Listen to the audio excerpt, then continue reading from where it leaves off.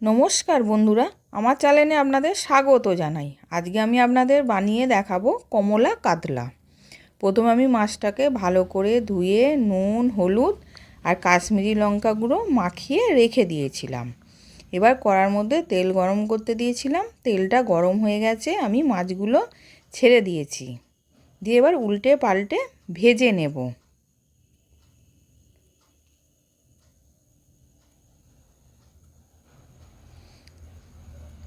এবার ভাজা হয়ে গেছে, আমি তুলে নিচ্ছি। এবার ওই তেলের মধ্যেই মৌরি ফোড়ন দিলাম আর গরম মশলা ফোড়ন দিলাম।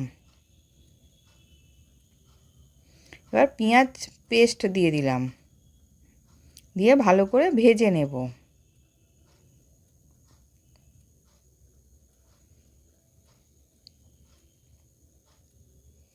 এবার ভাজা হয়ে গেছে, আদা পেস্ট দিলাম, ঝাল লঙ্কা গুঁড়ো দিলাম, হলুদ গুঁড়ো দিলাম, কাশ্মীরি লঙ্কা গুঁড়ো দিলাম আর মৌরি গুঁড়ো দিলাম। স্বাদ মতো নুন দিয়ে দিলাম, অল্প একটুখানি চিনি দিলাম, দিয়ে ভালো করে কষিয়ে নেব।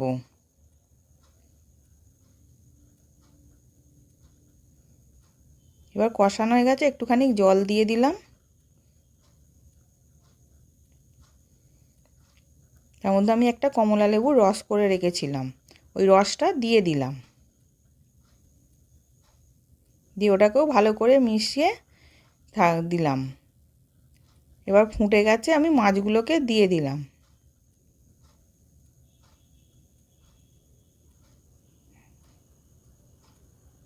দিয়ে ওপর দিয়ে আমি একটা লেবু দিয়ে দিচ্ছি।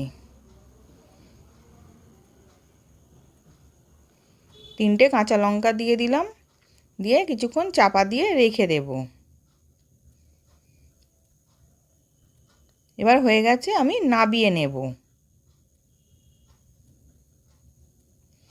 এবার রেডি সার্ভ করার জন্যে।